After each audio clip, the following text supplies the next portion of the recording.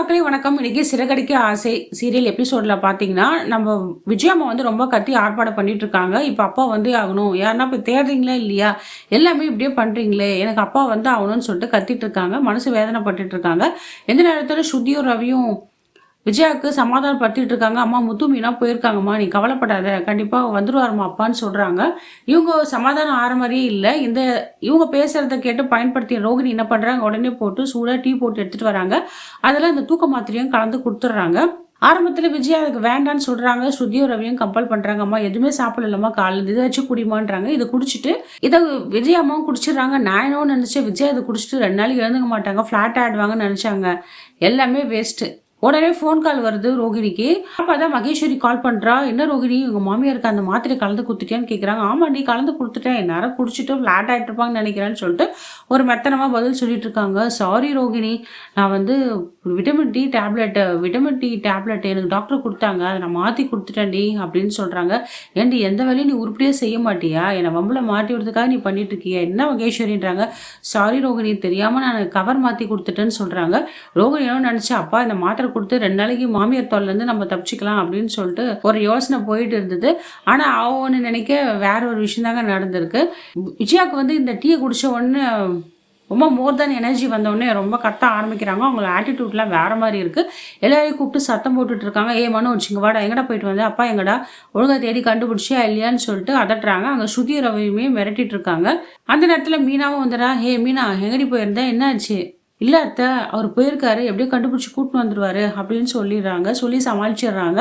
உடனே பூஜை பண்ணணும், பூஜை ரூம்லாம் போய் ரெடி பண்ணுங்கன்னு சொல்கிறாங்க. ரோகிணி நீ தான் முதல் பூஜையில் என் பக்கத்தில் உட்காரணும், பூஜைக்கு வேலையெல்லாம் ஏற்பாடு பண்ணு, பூலாம் போடு போ அப்படின்னு அதட்டுறாங்க. ரோகிணியும் போயிட்டு உட்காந்து பூஜையை பண்ணிட்டு ஆரம்பிக்கிறாங்க. அந்த நேரத்தில் வந்து பூஜை பண்ண சொல்ல இந்த விஜயம்மா ரோகிணியை தலையில அடிச்சுட்டே இருக்காங்க. இதை பார்த்தா எல்லாருக்கும் ரொம்ப ஷாக் ஆகுது.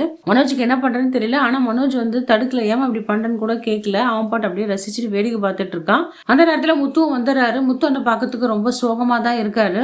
முத்துக்கு எப்படி தெரிஞ்சிச்சு, பரசுராம் அங்கிள் வீட்டில் தான் இருக்காரு. அவருக்கு தான் தெரியும் நம்ம அப்பா எங்கே இருக்காங்கன்னு. ஆனால் அப்பா கண்டிப்பாக வருவார், ஏற்கனவே சொல்லி வச்சிருப்பாரு பரமேஸ்வர் அங்கிள் கிட்ட. எப்படி இருந்தாலும் அப்பாவுக்கு நீங்கள் அப்பா இருக்கிற இடம் உங்களுக்கு தெரியும், உங்களுக்கு தெரியாமல் அப்பா எதுவும் செய்ய மாட்டாங்க, அதனால் தயவு செஞ்சு நீங்கள் அப்பா கிட்ட சொல்லிடுங்க. அப்பா இந்த வீட்டுக்கு வர வரைக்கும் நான் பச்சை தண்ணி கூட பல்லப்படாது, எதுவுமே சாப்பிட மாட்டேன், இது மட்டும் உறுதியாக சொல்லிடுங்க அப்பா கிட்டன்னு சொல்லிட்டு வந்திருப்பாரு. அதே ஃபீல்டிங்கில் இருப்பார் முத்து, எந்த ஆர்ப்பாட்டம் இல்லாமல் அமைதியாக தான் இருப்பார். அதான் விஜயம்மா ரோகிணியை போட்டு அடிச்சுக்கிட்டே இருப்பாங்க. இந்த நேரத்தில் மனோஜ் வந்து ப்ளீஸ் எதனா பண்ணுடா முத்து, அம்மா பாரு எப்படி பண்ணிட்டு இருக்காங்கன்னு சொல்லவே உடனே முத்து என்ன பண்ணுறான், அம்மா அப்பா வந்து ஃபோன் பண்ணுது, அப்பா கிட்ட இருந்து ஃபோன் வந்துச்சுமா, அவர் கிளம்பி வராராம், அப்பா கிட்ட தெரிஞ்சிச்சுமான்னு சொல்லிட்டு ஒரு பொய் சொல்லிடுறாரு. அதனால விஜய் அம்மாவும் காம்டவுன் ஆகி ரோகிணி அடிக்காமல் இருக்கிறாங்க. இந்த நேரத்தில் மனோஜும் ரோகிணியும் பேசிட்டு இருக்காங்க. ஏன் மனோஜ், உனக்கு என் மேலே துளி கூட பாசம் இல்லையா, உங்கள் அம்மா அந்த அடி போட்டு அடிக்கிறாங்க, உனக்கு தடுக்கணும் கூட தோணலையா, நீ ஏன் இப்படி இருக்க, நான் அப்படி இருக்கேண்ணா அப்படின்னு சொல்லிட்டு ஃபீல் பண்ணி அழுதுட்டு இருக்காங்க. மக்கு, உன் முத்துக்கிட்ட சொல்லி ப்ளே பண்ண வச்சதே நான் தான், அப்பாலாம் ஒன்றும் வரல, அப்பாலாம் கிடைக்கல, நான் தான் சும்மா ஃபோன் கால் வந்த மாதிரி முத்துக்கிட்ட சொல்ல சொன்னேன், அவன் சொல்லி தான் காப்பாற்றினா அப்படின்னு சொல்கிறாங்க. என்ன மனோஜ் நீ என்ன பேசுகிற, அப்போ மாமா கிடைக்கலையா, மாமா வரமாட்டாரான்னு கேட்குறாங்க. ரோகிணி கேட்குற அக்கறை கூட இந்த மனோஜுக்கு இல்லைங்க. அவங்க அப்பா காணாது போயிட்டாருன்னு ஒரு துளி கூட வருத்தம் இல்லை, அழ இல்லை.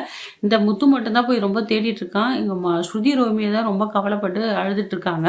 இந்த நேரத்தில் என்ன ஆகுது, விஜயா வந்து ஆர்ப்பாட்டம் பண்ணிட்டு இருக்காங்க. என்னடா முத்து, அப்பா வந்துடுவாருன்னு சொன்னேன், ஃபோன் வந்ததுன்னு சொன்னேன், இன்னும் வர காணுமே, என்ன ஆச்சு, தேனிங்களா இல்லையா, அதெல்லாம் எனக்கு தெரியாது, எனக்கு அவர் வந்து ஆகணும்னு சொல்லிட்டு ஒரே சத்தம் போட்டுட்டு இருக்காங்க. அந்த நேரத்தில் அண்ணாமலையாவும் வந்துடுறாரு. அதை பார்த்து எல்லாருக்குமே சந்தோஷமாயிடுச்சு.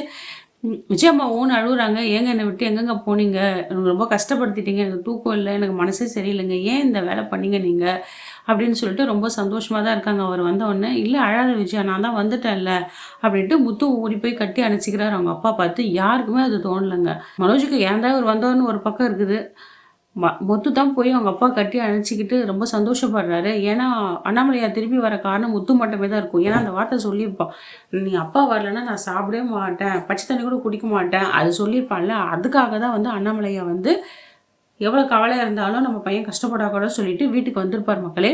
இனிமேல் அடுத்து வர வீடியோவில் தான் நம்ம என்ன நடக்குதுன்னு பார்க்க போகிறோம் மக்களே. இந்த வீடியோ உங்களுக்கு பிடிச்சிருந்தா மக்களே லைக் அண்ட் ஷேர் கமெண்ட் பண்ணுங்கள். அடுத்து வர வீடியோவில் நான் உங்களை சந்திக்கிறேன். நன்றி, வணக்கம்.